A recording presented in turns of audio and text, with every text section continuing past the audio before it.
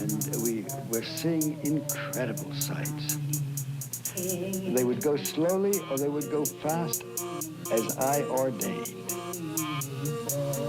All your senses are rendered acute. We say that you see visions, you see hallucinations, but that doesn't begin to tell the story. The hallucinations are only part of it. You hear sounds, you smell things. The night is flowing. Word of Wasson's discovery reached the CIA quickly. Dr. James Moore, a University of Delaware chemist, secretly served the CIA preparing deadly chemicals on short notice. Moore was instructed to get close to Wasson and accompany him on another trip to Mexico to get the magic mushrooms. Internal documents show the CIA felt a drug derived from the mushrooms could remain an agency secret. What in the world were they looking for with the magic mushrooms? I think the best answer to that is that they were looking for fundamental information on compounds that would be capable of causing changes in behavior, changes in mental attitude. Did you ever consider what would have happened if any of these substances were given to, say, unwitting people? Oh, I don't remember having considered that specifically. What if I trust perhaps you've thought about it. Well, I haven't worried about it. You asked, your question again, what would I have thought had I known that any of these substances would have been given to unwitting persons? You mean a hostile agent of another government? No, I think that was probably one of the things they had in mind. Testing it out on American citizens.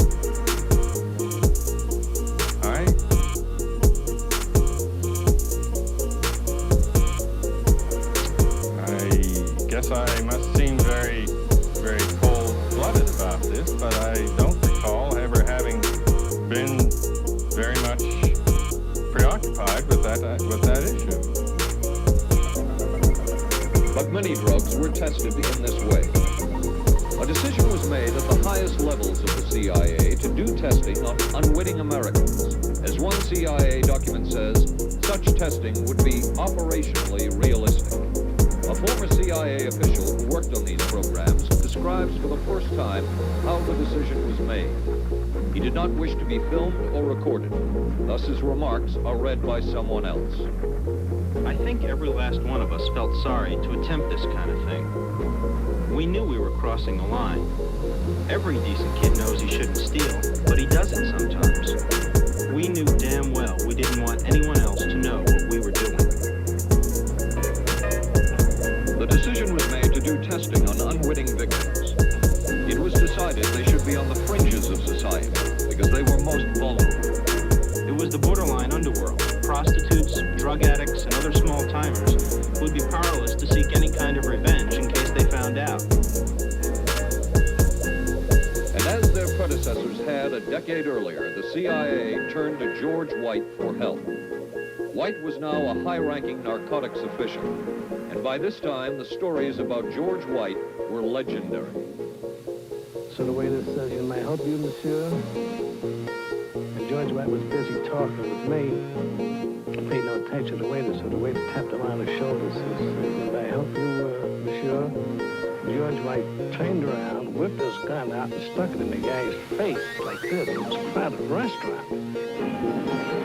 George White did not mind bending the law, and he knew the street well. He was the ideal choice for what the CIA had in mind. We were Ivy League, white, middle class. We were naive, totally naive about this, and he felt pretty expert. He knew the whores, the pimps, the people who brought in the drugs.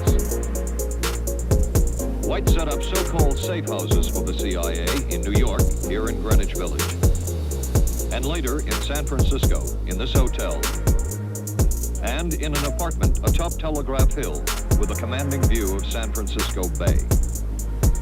While the existence of these safe houses was disclosed last year, details of what took place within them has not been told.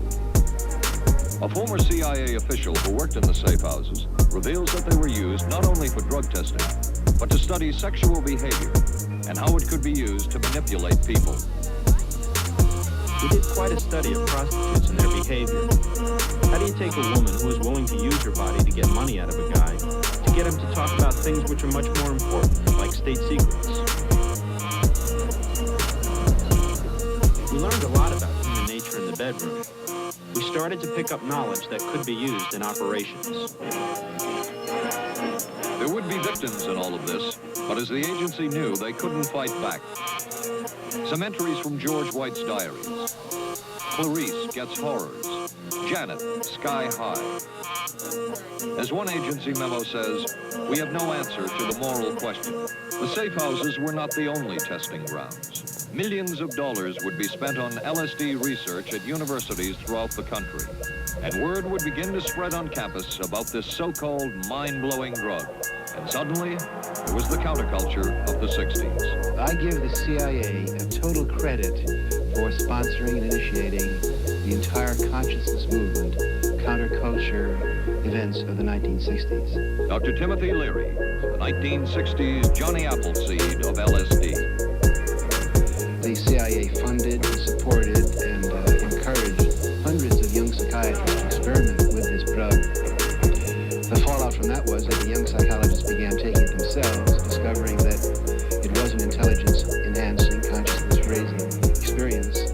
I know that some of the studies in which the CIA had supported used as subjects people who later became strong proselytizers of LSD. So in that sense, yes, I think that did sustain the perpetuation of the use of the drug. And it's rather ironic, isn't it?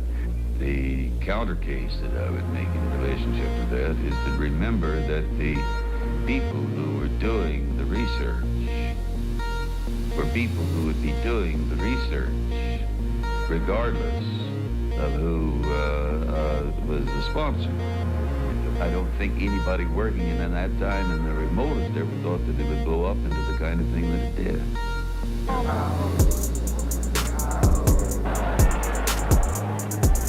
History will judge the role of the CIA and other intelligence agencies in unwittingly contributing to the counterculture of the 60s through their intense interest in LSD and other hallucinogenics. But for the moment at least, the argument can be made that the CIA helped usher in the age of Aquarius.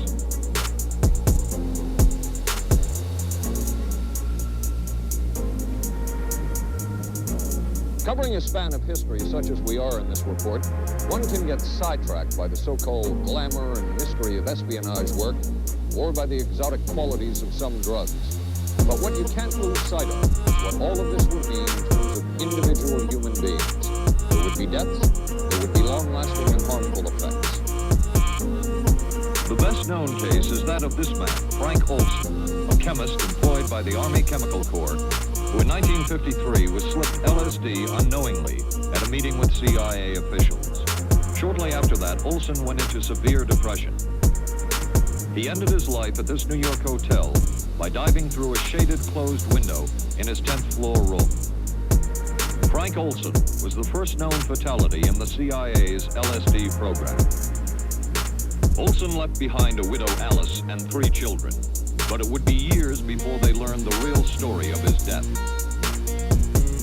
Shortly after his suicide, Alice Olson was visited by Dr. Sidney Gutley, the man who had administered the drug, and by Robert Lashbrook, his deputy, who was the last person with Frank Olson the night of his death. It was probably to check me out and see whether I was handling myself and handling the situation, whether I was hysterical. And I'm sure they left the house feeling ever so much better because I had been gracious and hospitable to them, so that I must have played right into their hand and made them feel fine. 23 years later, how did you feel about that? My anger was unbelievable at how I had been duped for this length of time, and the anguish which was unnecessary. Anyone who knew during all of those years never told Alice Olson the real story of her husband's death. She would discover it by accident more than 2 decades later. In essence, it was a 22-year-long cover-up. Lyman Kirkpatrick was Inspector General of the CIA at the time of Frank Olson's death. But had not the Olson case occurred within the secret confines of the CIA, would not this case have been a prosecutable case? Perhaps manslaughter? I would think very definitely prosecutable, and certainly from the point of view of the Mr. Olson, why, it should probably have been actionable. Frank Olson's suicide slowed down the CIA's testing of LSD and other drugs, but only momentarily. The CIA was not the only government agency interested in the possibilities LSD and other drugs presented for mind control. The Army Chemical Corps first started working with the CIA and then branched off on its own. It too tested drugs on unwitting victims, and a death would result. The case of this man, Harold Blower, a tennis pro, seen here with his daughter Elizabeth, is well known. In 1953, Blower was a private patient at the New York State Psychiatric Institute. He was given 5 injections of a mescaline derivative that was being tested secretly for the Army Chemical Corps. With the 5th injection, Harold Blower died. As with the Olson case, a 22-year cover-up followed, until finally the Army admitted the real details of Blower's death. Since the initial news stories of Harold Blower's death, close to 5,000 documents previously classified have been released by the Army and obtained by ABC News. They provide valuable insight into Army activities at the time of Blower's death and where the Army went from there with their own drug testing program. From a previously classified deposition of Dr. James Cattell, who administered the mescaline derivative, on the purpose of the drug testing, to produce symptoms similar to those that you see in schizophrenia, on how much the patient knew about all this. We didn't delineate all the possibilities of what might happen because then you contaminate your experiment. Cattell then relates that he never even knew what drug he had given Harold Blower because of the secrecy of the Army experiments. We didn't know whether it was dog piss. This was secret. This was a secret. We weren't in on it. We asked Blower's daughter Elizabeth for her reaction. How can anybody react to that? I mean, it is so far from what you'd expect from a human being, never mind a doctor, never mind a professional specialist who's supposed to care about people's minds. It's unbelievable. A suit filed by Elizabeth Barrett against the Army Chemical Corps is now pending in federal court.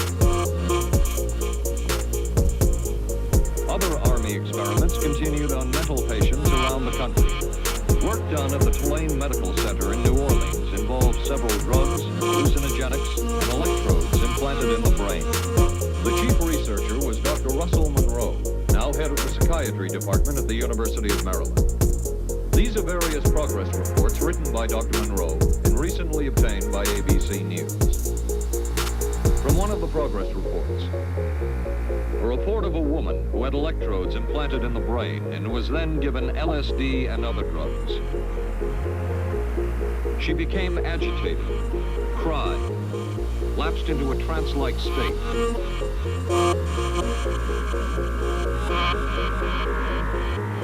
Felt as if she were about to have a convulsion, experienced waves of darkness and light, had bizarre sensations in her neck and legs, said somebody was trying to manipulate her body.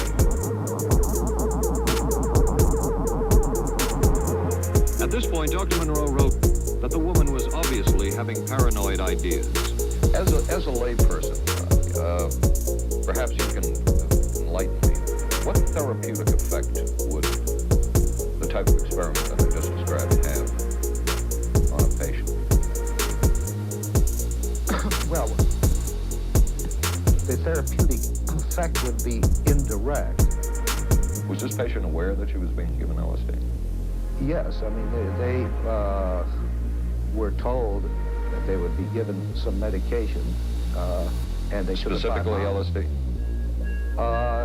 Well, we told them, I don't think that they would have even known what LSD was then at the time.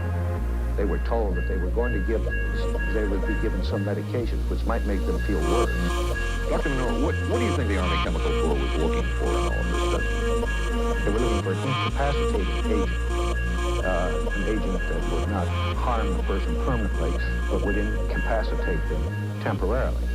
That seemed like a humanistic way to to wage a war, if war is necessary. When James Thornwell was given LSD by Army intelligence in 1961, this time it was no experiment. This time, the express purpose was to peel back Thornwell's brain to bear any secret within it. This time, the Army had gone operational. Thornwell, as reported on ABC last January, was an Army private stationed in Orléans, France. Classified documents were missing from his unit. Thornwell became a suspect. His 2.5-month interrogation included administration of sodium pentothal, hypnosis, isolation, and deprivation of sleep. Army documents obtained by ABC News refer to this interrogation as conventional. Despite this severe questioning, Army intelligence was getting nowhere with Thornwell, and it was decided to slip him LSD. For 16 years, Thornwell never knew what had hit him. Tell me about the acid. I'd rather not. It's a bad trip. A bad trip. That was a bad trip. The pain was so excruciating. Felt like somebody was sticking me with a million pins. You know, just everywhere. Oh, it just...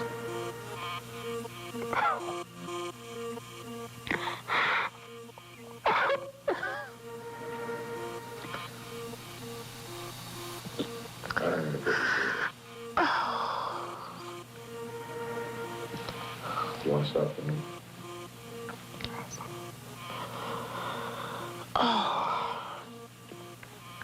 I walked around. You want to stop? Oh, I can talk. I lived through it.